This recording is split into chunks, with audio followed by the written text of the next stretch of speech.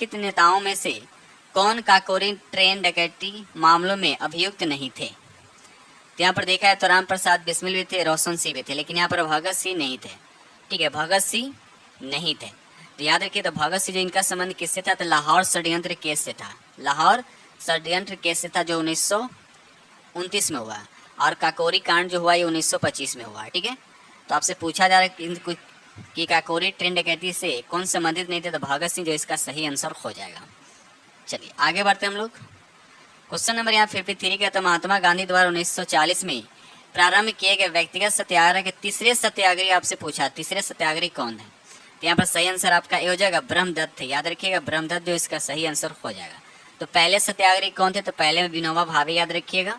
और दूसरा पूछेगा तो जवाहरलाल। अगर चौथा पूछा जाएगा तो सरोजिनी नायडू, और पांचवा पूछा तो मजरूल हक हो जाएगा। ठीक है, तो एक्स्ट्रा फैक्ट भी आप याद रखिएगा। ठीक है, चलिए क्वेश्चन नंबर यहाँ 54 कहता है, मध्यकालीन भारतीय साहित्य के संदर्भ में निम्नलिखित में कौन सा युग में सही है? तो यहाँ पर राइट आंसर आपका बी हो जाएगा, गीत गोविंद के लेखक जयदेव, ये आपका सही है। बाकी अगर हम बात करते हैं यहाँ पर विक्रमदेव चरित्र जो है, इसके लेखक कौन है? इसके विल्हन है। क्या है? विल्हन। राजतरंगिणी की अगर बात करते हैं, इसका कलहन है। क्या? कलहन। ठीक है, तो इस तरह से याद रखिएगा। ये अगला प्रश्न के क्वेश्चन नंबर आपका 55, ज्योतिबा फुले द्वारा निम्नलिखित में से किस संघ या संगठन की स्थापना की गई है? तो यहाँ पर राइट आंसर आपका भी हो जाए सत्य शोधक समाज जो है इसका सही आंसर हो जाएगा। इसकी स्थापना कब हुआ था? तो 1873 ईस्वी में हुआ था। ब्रह्मा समाज की स्थापना किसने किया था? तो राजा राम मोहन राय ने। कब किया था? तो 1828 ईस्वी में। अब प्रार्थना समाज की स्थापना किसने किया था? तो प्रार्थना समाज की स्थापना जो 1867 ईस्वी में बम्बे के आचार्य केशवनंद सेन की प्रेरणा से आत्माराम पांडु और M.G. रानडे द्वारा किया गया था। ठीक है, आगे बढ़ते हैं हम लोग। क्वेश्चन नंबर यहाँ पर 56 कहता है, किस मुगल सम्राट ने जंजीर अदली नामक न्याय की घंटी लगवाई थी? तो बिल्कुल इजी प्रश्न, बहुत बार एग्जाम में पूछा जाता है इस तरह का। तो राइट आंसर आपका भी हो जाएगा जहांगीर, जो इसका सही आंसर हो जाएगा। आगे बढ़ते हैं हम लोग। ये अगला प्रश्न की क्वेश्चन नंबर आपका 57 कहता है, 1845 से 46 ईस्वी की अवधि के दौरान निम्नलिखित में कौन सी लड़ाई लड़ी गई थी? तो यहाँ पर सही आंसर आपका सी हो जाएगा, प्रथम एंग्लो सिख युद्ध जो है इसका सही आंसर हो जाएगा। ठीक है, और द्वितीय कब हुआ था? तो द्वितीय हुआ तो भी याद रखिएगा 1848 से 49। चलिए आगे बढ़ते हैं हम लोग। क्वेश्चन नंबर यहाँ 58 कहता है कि सन 1913 में पटना में अनुशीलन समिति की एक शाखा की स्थापना किसने की थी? पटना की बात किया जा रहा है।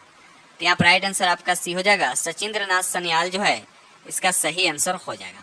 अब देखिए अनुशीलन समिति का उद्देश्य क्या है? तो याद रखिए खून के बदले खून होता है। ठीक है, चलिए आगे बढ़ते हैं हम लोग। दो सेशन को लाइक करते चलिएगा, और जो फ्रेंड चैनल पर पहली बार विजिट करें चैनल को सब्सक्राइब कीजिएगा। चलिए क्वेश्चन नंबर 59 कहता है, पहले डैश दे रखा है, को महारानी विक्टोरिया की घोषणा में यह कहा गया कि अब से भारत का शासन प्रशासन ब्रिटिश सम्राट के नाम पर एक राज्य सचिव के माध्यम से संचालित किया जाएगा। आपको बताना है कब कहा गया था। तो यहाँ पर सही आंसर आपका ये हो जाएगा 1 नवंबर 1858। अब देखिए 1858 एक अधिनियम है, भी याद रखिएगा। इस अधिनियम के तहत मुगल सम्राट के पद को भी क्या कर दिया था? समाप्त कर दिया गया था। इससे और क्वेश्चन पूछे जाते हैं। कोर्ट ऑफ डायरेक्टर और बोर्ड ऑफ कंट्रोल को भी इस अधिनियम के द्वारा समाप्त किया गया था। और साथ ही साथ एक क्वेश्चन और पूछा जाता है, भारत के गवर्नर जनरल का नाम बदलकर वायसराय जो है इसी अधिनियम के तहत किया गया था। क्वेश्चन नंबर यहाँ 60 कहता है कि रैयतवारी व्यवस्था सर्वप्रथम कहाँ लागू की गई थी? तो रैयतवारी व्यवस्था की अगर बात करते हैं तो ये मद्रास और मुंबई दोनों जगह। तो राइट आंसर आपका यहाँ पे डी हो जाएगा। ठीक है, तो अब देखिए अगर हम बात करते हैं मद्रास में रैयतवारी व्यवस्था जो स्थापित हुआ था 1820 में हुआ था। ठीक है, और कौन किया था? सर टॉमस मुनरो ने लागू किया था। अगर वही हम बात करते हैं बम्बई में बात करते हैं 1825 में यह व्यवस्था मुंबई में एलिफिस्टन ने लागू किया था। क्वेश्चन नंबर यहाँ 61 कहता है, निम्नलिखित में से किस एक कृषि उपज का भारत विश्व में सर्वाधिक उत्पादक है? तो यहाँ पर ऑप्शन आपका बी हो जाएगा, तिलहन जो इसका सही आंसर हो जाएगा। भारत के किस राज्य में तिलहन सबसे ज्यादा होता है? तो मध्य प्रदेश में होता है। ठीक है, क्वेश्चन नंबर यहाँ 62 कहता है, निम्नलिखित में से कौन सी नदी घाघरा नदी की सहायक नदी है? तो यहाँ राप्ती जो है ये घाघरा नदी की सहायक नदी है। तो राइट आंसर आपका हो जाएगा। चलिए आगे बढ़ते हैं हम लोग। चलिए क्वेश्चन नंबर यहाँ 63 कहता है निम्नलिखित में कौन सा कथन आपका सही नहीं है। तो पहला कहता है कि भारत में गुजरात में सबसे बड़ा समुद्री तट है। ठीक है, तो समुद्री तट की अगर बात करें तो ये सही है, कितना है तो 1214 किलोमीटर। ठीक है, भारत में जोग जलप्रपात उच्च जलप्रपात ये नहीं है, याद रखिए भारत में उच्च जलप्रपात कौन है तो याद रखिएगा कूचिकल। कौन सा है? कूचिकल, जो बराह नदी पर है और ये कर्नाटक में। इसको ऊंचाई की अगर बात करते हैं तो 455 होता है, तो ये स्टेटमेंट आपका गलत है। भारत में कोवालम सबसे बड़ा समुद्र तट है, ये भी आपका गलत है। कोवालम जो सबसे बड़ा नहीं बल्कि मरीना समुद्री तट जो भारत का सबसे लंबा समुद्री तट है और जो तमिलनाडु में, तो ये भी स्टेटमेंट आपका गलत है। तो यहाँ पर राइट आंसर आपका डी हो जाएगा। अब यहाँ देखिए कोवालम जो दे रखा है ये कहाँ पड़ता है? केरल के त्रिवेंद्रम जिले में स्थित कोवालम है और ये अपनी खूबसूरती बीच के लिए और ताड़ के पेड़ों के लिए प्रसिद्ध है। याद रखिए कहाँ है ये? तो ये आपका केरल में है। क्वेश्चन नंबर यहाँ 64 कहता है कि 12 लचादारा के दोनों किनारों से निकलने वाली दो जलधाराएं चंद्रा और भागा निम्न में से कौन सी नदी बनाती है? तो राइट आंसर आपका बी हो जाएगा, चिनाब नदी बनाती है। याद रखिए चिनाब नदी जो है इसका सही आंसर हो जाएगा। ठीक है, अगर चिनाब नदी की बात करते हैं, कुल लंबाई की बात करते हैं तो 1180 किलोमीटर है। और चिनाब नदी जो है झेलम और रावी नदी का जल ग्रहण करने के बाद ये सतलज नदी में मिल जाती है।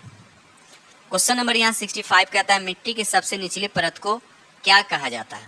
तो मिट्टी के सबसे निचली परत को सही आंसर आपका सी हो, उसको तल सैल बोलते हैं। क्या बोलते हैं? तल सै बोलते हैं। तो राइट आंसर आपका यहाँ पर सी हो जाएगा। ठीक है, चलिए ये रहा अगला प्रश्न। देखिए क्वेश्चन नंबर आपका 66 कहता है पहली डैश दे रखा और कहता है तापी नदियां एक दूसरे के लगभग समानांतर बहती है। तो आपको बताना कौन सा नदी दूसरे के समानांतर बहती है। तो यहाँ पर राइट आंसर आपका सी हो जाएगा, नर्मदा और तापी। याद देखिए नर्मदा और तापी जो है इसका सही आंसर हो जाएगा। ये अमरकंटक की चोटी से निकलती है और ये कहाँ गिरती है? ये आपको गिरती है अरब सागर में। ठीक है, चलिए क्वेश्चन नंबर यहाँ पे 67 कहता है कि उत्तरी गोलार्ध में साल की किस तिथि को उत्तरायण अयांत होता है? यानी सबसे बड़ा दिन उत्तरी गोलार्ध पूछा जा रहा है ना, सबसे बड़ा दिन पूछा जा रहा है। तो यहाँ पर राइट आंसर आपका सी हो जाएगा, 21 जून जो है इसका सही आंसर हो जाएगा। ठीक है, अगर पूछा जाए कि तो जाहिर सी बात है कि उस दिन सबसे बड़ा दिन हो तो सबसे छोटी रात उसी दिन होगा 22 दिसंबर को सबसे छोटा रात होगा। लेकिन अगर हम बात करते हैं दक्षिणी गोलार्ध की, अगर बात करते हैं दक्षिणी गोलार्ध में सबसे बड़ा दिन जो होता है वह 22 दिसंबर को होता है और 22 दिसंबर की रात जो होता है सबसे छोटा होता है। ये दक्षिणी गोलार्ध की बात कर रहे हैं। ठीक है, तो याद रखिएगा। आगे बढ़ते हम लोग अगले प्रश्न की तरफ। ये रहा अगला प्रश्न की क्वेश्चन नंबर आपका 68 कहता है लेटराइट मिट्टी का विकास इनमें से किसका परिणाम होता है?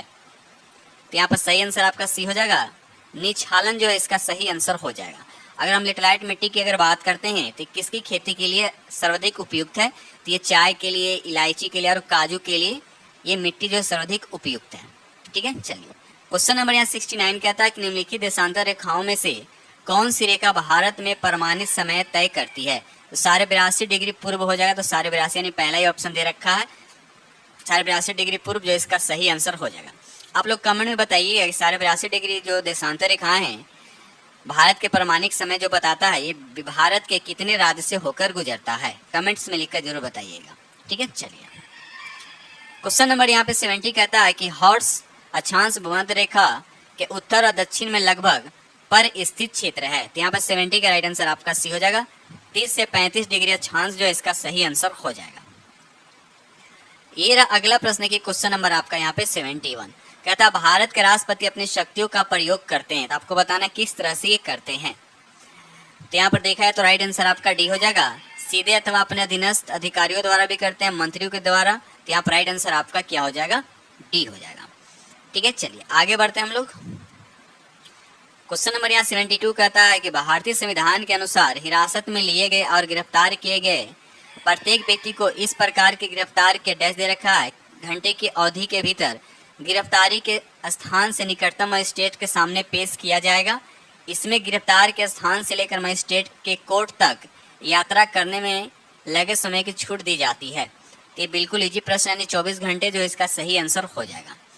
ठीक है, चलिए क्वेश्चन नंबर यहाँ पर 73 कहता है भारतीय संविधान के भाग 4 में निर्देशित सिद्धांतों में से कौन सा सूचीबद्ध है? तो यहाँ पर 73 का राइट आंसर आपका बताना है। तो यहाँ पर समान कार्य के लिए समान वेतन, याद रखिएगा, समान कार्य के लिए समान वेतन किस अनुच्छेद के तहत? 39 का आता है, ये घ में है। समान वेतन के लिए, समान कार्य के लिए समान वेतन, ठीक है। उसके बाद समान नागरिक संहिता जो है, ये अनुच्छेद आता है आपका 144। तो यहाँ पर पहला और दूसरा स्टेटमेंट जो है आपका सही है।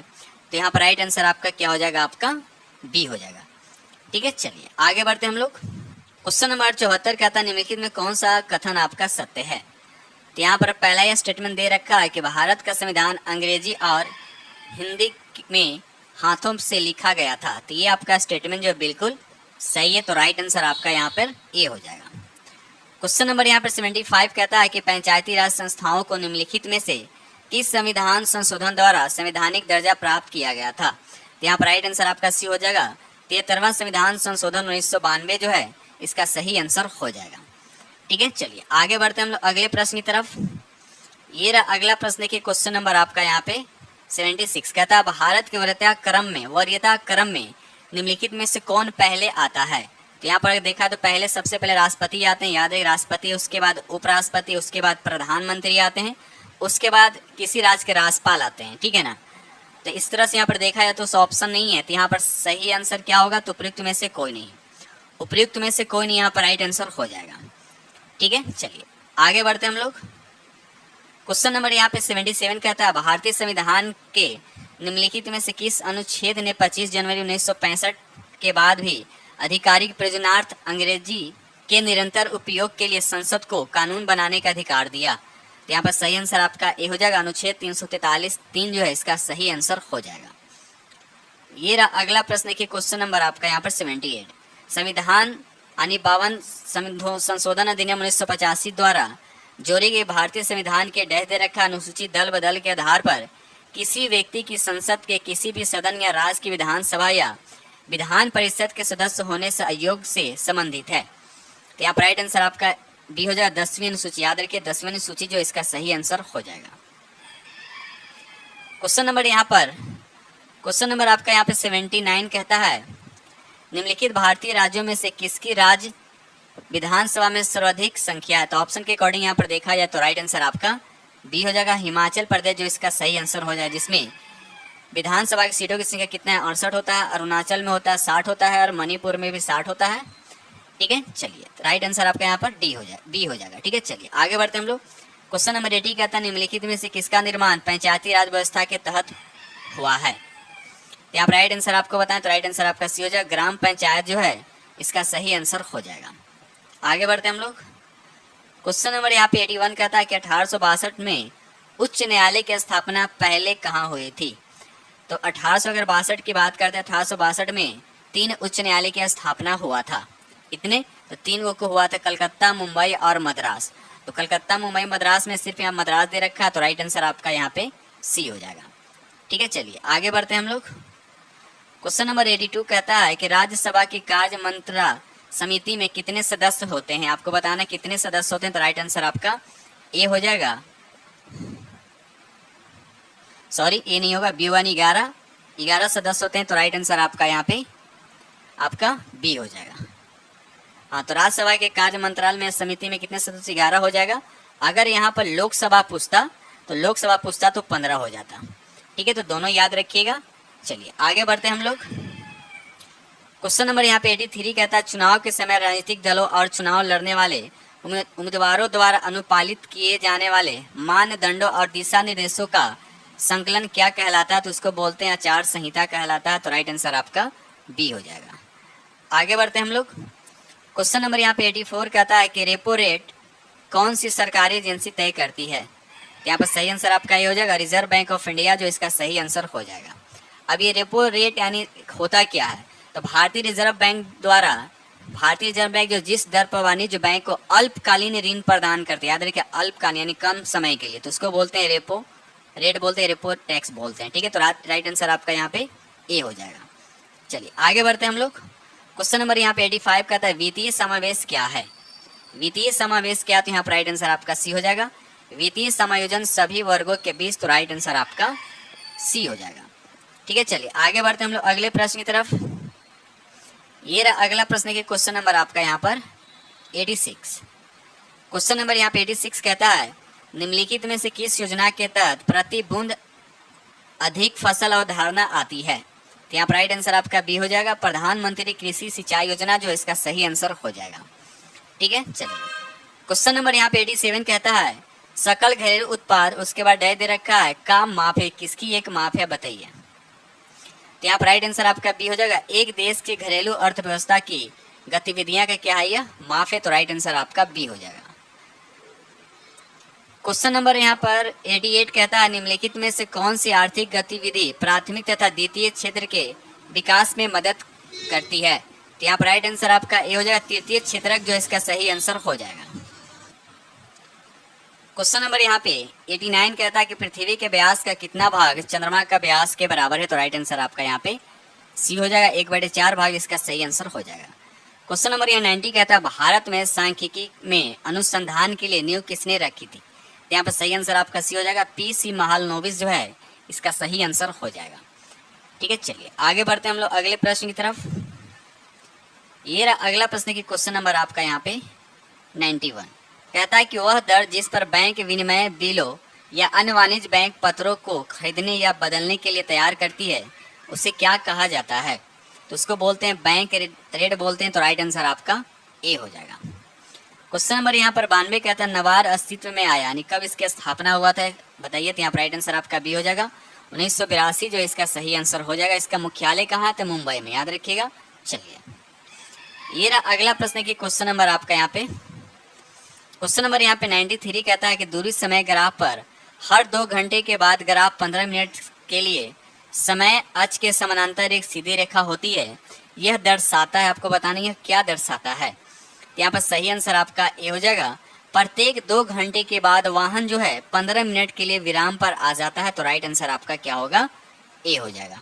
ठीक है, चलिए आगे बढ़ते हैं हम लोग। क्वेश्चन नंबर यहाँ 94 कहता है यदि 1 किलोग्राम रेत को 90 डिग्री सेल्सियस तक गर्म किया जाता है और 30 डिग्री सेल्सियस पर पानी डाल दिया जाता है तो आधे घंटे के बाद तापमान का क्या होगा। तो यहाँ पर राइट आंसर आपका सी हो जाएगा, रेत और पानी का तापमान क्या हो जाएगा आपका समान हो जाएगा। तो राइट आंसर आपका यहाँ पे सी हो जाएगा। ठीक है, चलिए आगे बढ़ते हैं हम लोग। क्वेश्चन नंबर यहाँ पे 95 कहता है किरचॉफ्स का नियम उपयोगी होता है, आपको बताना है किस लिए। तो ध्यान रखिए ये AC और DC दोनों के लिए। तो राइट आंसर आपका यहाँ पर ए हो जाएगा। ठीक है, अब देखिए किरचॉफ्स का नियम क्या कहता है। किरचॉफ्स का नियम कहता है कि जब एक नोड या कोई क्लोज सीमा में जब धारा प्रवेश करता है तो उसका सभी बीजीय जो सम होता है यानी योगफल होता है वह 0 होता है। जैसे मान लीजिए यहाँ पर ये पॉइंट है, कुछ ऐसे जा रहा है, कुछ इस तरह से आ रहे हैं, ठीक है ना, कुछ इस तरह से। ठीक है, तो यहाँ पर ध्यान देना है इसका और इसका जो चारों का सम जो है ये दोनों के सम के क्या होगा, इक्वल होगा। क्यों? क्योंकि इन दोनों का डायरेक्शन क्या है, चारों का डायरेक्शन का अपोजिट है।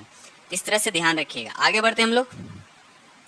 क्वेश्चन नंबर यहाँ पे 96 कहता है निम्न में से कौन सा सिद्धांत यह कहता है कि वह पदार्थ जल में तैर सकता है जिसका आयतन उसके द्वारा हटाए गए जल के आयतन से अधिक होता है तथा उसके औसत घनत्व जल से क्या होता है, कम होता है। तो सिंपल सा प्रश्न है, तो यहाँ पर राइट आंसर आपका भी हो जाएगा, आर्किमिडीज प्रिंसिपल जो इसका सही आंसर हो जाएगा।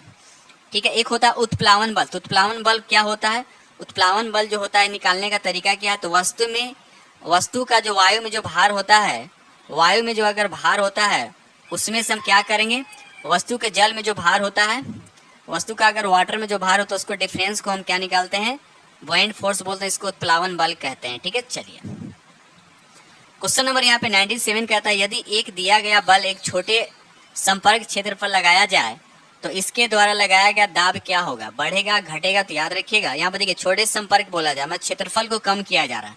तो जब देखिए P का फॉर्मूला क्या होता है, प्रेशर की इक्वल टू क्या होता है, बल बटे क्या होता है, एरिया होता है। अगर हम एरिया को कम करें तो जाहिर सी बात है प्रेशर क्या होगा, राइज होगा, बढ़ेगा। तो राइट आंसर आपका यहाँ पर क्या हो जाएगा, आपका ए हो जाएगा। क्वेश्चन नंबर यहाँ पे 98 कहता है कि गतिशील सतहों के लुब्रिकेशन से क्या होता है, घर्षण बढ़ता है घटता है या क्या होता है बताइए। तो यहाँ पर सही आंसर आपका क्या हो जाएगा, यानी फ्रिक्शन को कम करते हैं हम लोग। तो राइट आंसर आपका यहाँ पर क्या हो जाएगा, आपका सी हो जाएगा। ठीक है, चलिए क्वेश्चन नंबर यहाँ पे 99 कहता है एक वर्णीय प्रकाश पुंज एक सघन से विरल माध्यम में, देखिए सघन से विरल माध्यम में गुजरता है तो उसका परिणाम आपसे पूछा जा रहा है क्या होगा। तो यहाँ पर सही आंसर आपका सी हो जाएगा। इसका वेग क्या होगा, बढ़ जाए, क्योंकि देखिए सघन से विरल में जा रहा है, सघन से विरल में जा रहा है, तो सघन से विरल में जाने पे उसका वेग क्या होगा, बढ़ जाएगा। लेकिन अगर ये विरल से अगर सघन में जाता तो उसका वेग क्या हो जाता, घट जाता। ठीक है, चलिए क्वेश्चन नंबर यहाँ 100 कहता है जल का उच्च क्वथनांक आपसे पूछा जा रहा है, जल का उच्च क्वथनांक क्यों होता है बताइए। तो यहाँ पर सही आंसर आपका सी हो जाएगा, हाइड्रोजन बंधन के कारण। याद रखिएगा हाइड्रोजन बंधन इसका सही आंसर हो जाएगा। और जल का घनत्व जो कितने डिग्री पे महत्तम होता है, मैक्सिमम होता है, तो भी याद रखिएगा 4 डिग्री पे महत्तम होता है। घनत्व पूछेगा, अगर न्यूनतम आयतन पूछेगा तो भी 4 डिग्री पे न्यूनतम। जाहिर सी बात जब घनत्व ज्यादा होगा, मैक्सिमम होगा, तो इसका मतलब ये हुआ कि आयतन क्या होगा, न्यूनतम होगा। क्योंकि देखिए यहाँ पे घनत्व का फॉर्मूला क्या होता है, घनत्व का फॉर्मूला होता है द्रव्यमान बटे आयतन होता है। क्या होता है, आयतन होता है। तो जाहिर सी बात है आयतन जितना कम होगा उतना ही डेंसिटी क्या होगा, बढ़ेगा। ठीक है ना। तो याद रखिए 4 डिग्री पे जल का आयतन क्या होता है, कम होता है, और डेंसिटी क्या होता है, सबसे ज्यादा होता है 4 डिग्री पे। याद रखिएगा। चलिए आगे बढ़ते हैं हम लोग। क्वेश्चन नंबर यहाँ पे 101 कहता है कि 6.5 pH मान वाले 1 बिलियन में एसीएल के कुछ बूंदे मिलाने पर क्या होगा बताइए, क्या फर्क पड़ेगा।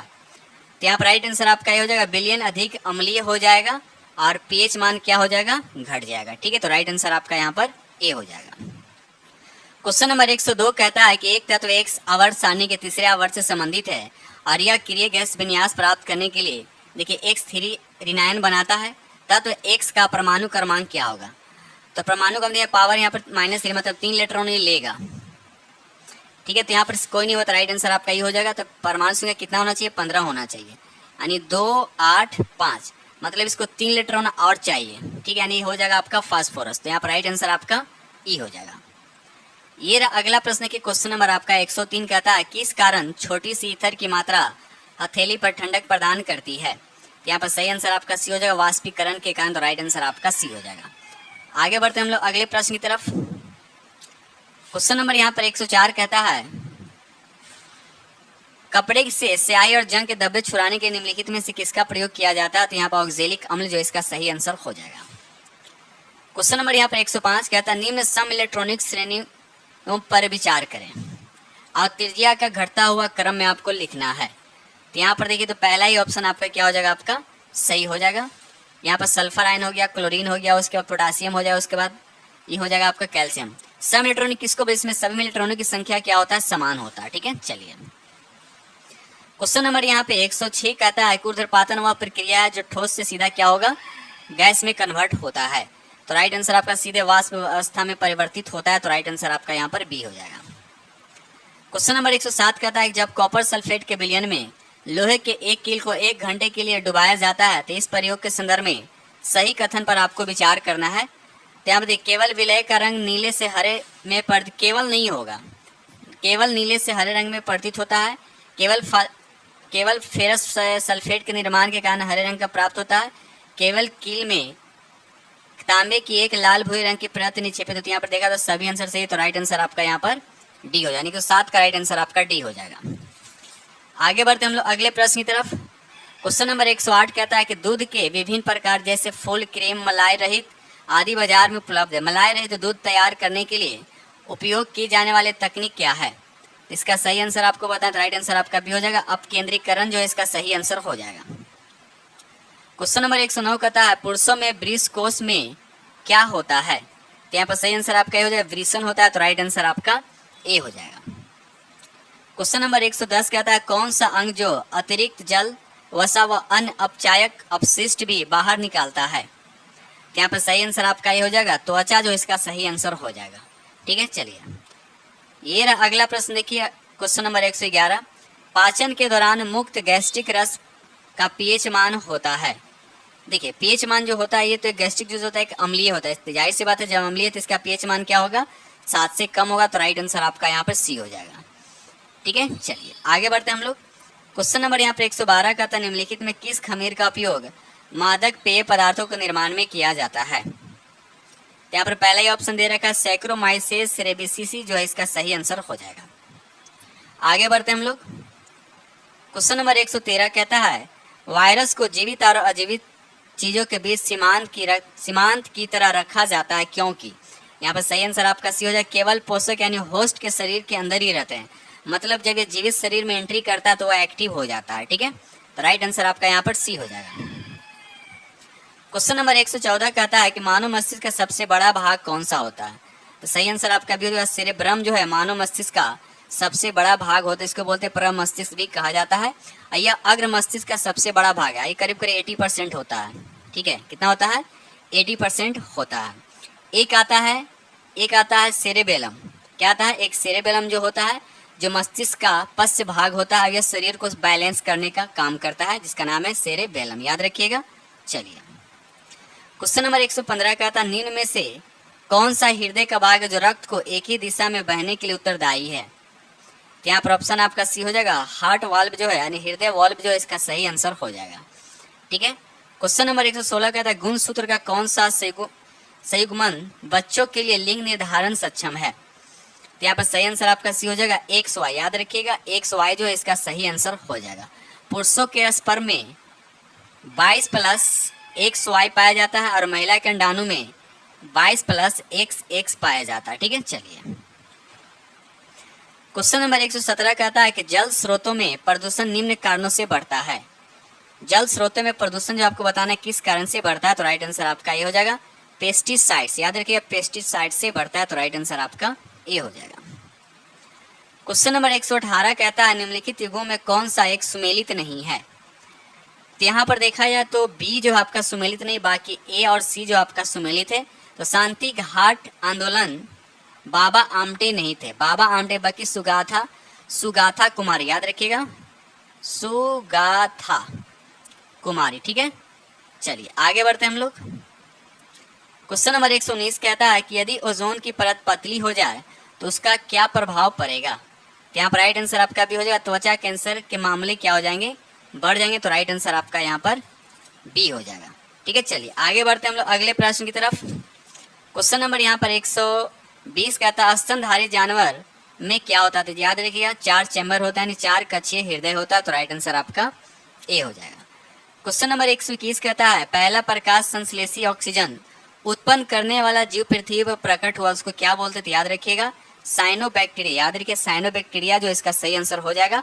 और साइनोबैक्टीरिया जिसे हम नील हरित शैवाल के नाम से भी जाने जाते हैं, याद रखिएगा। क्वेश्चन नंबर यहाँ पे 122 कहता है कि हंगुल जो कश्मीरी बारहसिंगा है, किस वन्य जीव अभयारण्य या राष्ट्रीय उद्यान में पाए जाते हैं? तो इसका सही आंसर आपका ये हो जाएगा, दाची गाम अभयारण्य, याद रखिए, दाची गाम अभयारण्य, ये किस राज्य में है? अब तो ये हो गया आपका केंद्र शासित यानी जम्मू कश्मीर, तो राइट आंसर आपका यहाँ पर ए हो जाएगा। कान्हा कहाँ है? कान्हा किस राज्य में? तो याद रखिएगा, MP में है।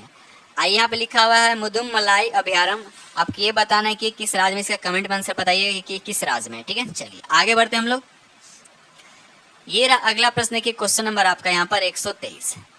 क्वेश्चन नंबर यहाँ पर 123 कहता है, बैक्टीरिया की एक प्रजाति जो समुद्री जल की सतह पर फैले पेट्रोलियम पदार्थों को विघटित कर अपना भोजन प्राप्त करती है और समुद्री जल को प्रदूषण से मुक्त करने में सहायक होती है। बताइए इसका सही आंसर आपका क्या होता है? राइट आंसर आपका यहाँ पर बी हो जाएगा, सुपर बग उसको बोलते हैं, तो राइट आंसर आपका बी हो जाएगा। क्वेश्चन नंबर 124 कहता है, भारत के पहले पनडुब्बी पर्यटन का अनावरण कहाँ होगा? तो सही आंसर आपका बी हो जाएगा, गुजरात जो इसका सही आंसर हो जाएगा।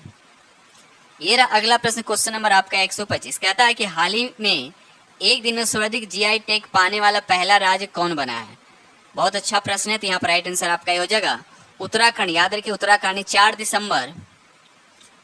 दिसंबर 2023 को सर्वाधिक यानी 18 GI टैग यानी मिला, याद रखिएगा। चलिए क्वेश्चन नंबर 126 कहता है कि अयोध्या एयरपोर्ट का नाम बदलकर क्या कर दिया गया है? यहाँ पर सही आंसर आपका भी हो जाएगा, महर्षि वाल्मीकि इंटरनेशनल एयरपोर्ट, महर्षि वाल्मीकि इंटरनेशनल एयरपोर्ट। पहले इसका नाम था मर्यादा पुरुषोत्तम श्री राम अयोध्या एयरपोर्ट था। ठीक है, चलिए क्वेश्चन नंबर यहाँ पर 127 कहता है कि FDE वर्ल्ड रैपिड शतरंज चैंपियनशिप का खिताब किसने जीत लिया है? तो यहाँ पर सही आंसर आपका सी हो जाएगा, मैग्नस कार्लन जो इसका सही आंसर हो जाएगा। क्वेश्चन नंबर यहाँ पर 128 कहता है, किसने गॉड ऑफ कैओस नामक मिशन शुरू किया है? तो यहाँ पर राइट आंसर आपका सी हो जाएगा, नासा जो इसका सही आंसर हो जाएगा। ठीक है, चलिए आगे बढ़ते हैं हम लोग। क्वेश्चन नंबर 129 कहता है खेलो इंडिया यूथ गेम 2024 में पहली बार कौन सा खेल पेश किया गया है, बताइए। तो यहाँ पर 129 का राइट आंसर आपका ये हो जाएगा स्क्वैश, जो इसका सही आंसर हो जाएगा। क्वेश्चन नंबर 130 कहता है कि डीन एलगर जिन्होंने हाल ही में अंतर्राष्ट्रीय क्रिकेट से संन्यास की घोषणा की, किस टीम के पूर्व कप्तान थे। यहाँ पर सही आंसर आपका बी हो जाएगा दक्षिण अफ्रीका, याद रखिएगा दक्षिण अफ्रीका इसका सही आंसर हो जाएगा। क्वेश्चन नंबर 131 कहता है कि अमान्य किला जो हाल ही में खबरों में था किस क्षेत्र में स्थित है। इसका सही आंसर आपका हो जाएगा ये साइबेरिया है, तो राइट आंसर आपका ए हो जाएगा। क्वेश्चन नंबर 132 बिहार के किस जिले की नसरीन शेख को राष्ट्रपति द्रौपदी मुर्मू ने अर्जुन पुरस्कार 2024 से सम्मानित किया है। तो आपसे पूछा बिहार के किस जिला, तो याद रखिए अररिया, जो इसका सही आंसर हो जाएगा। ठीक है, चलिए आगे बढ़ते हैं हम लोग अगले प्रश्न की तरफ। ये अगला प्रश्न की क्वेश्चन नंबर आपका 133 कहता बिहार चुनाव आयोग द्वारा जारी मतदाता सूची के अनुसार बताया गया बिहार में अब तक वोटरों की संख्या कितनी हो गई है। यहाँ पर सही आंसर आपका भी हो जाएगा 7.64 करोड़ जो है इसका सही आंसर हो जाएगा। क्वेश्चन नंबर यहाँ पे 134 कहता है इस वर्ष 2024 में 75वें गणतंत्र दिवस पर महात्मा गांधी मैदान पटना में निकाले गए झांसियों में किस विभाग के झांसी को पहला पुरस्कार से सम्मानित किया गया। तो यहाँ पर पहला ही ऑप्शन दे रखा है नगर विकास आवास विभाग जो है इसका सही आंसर हो जाएगा।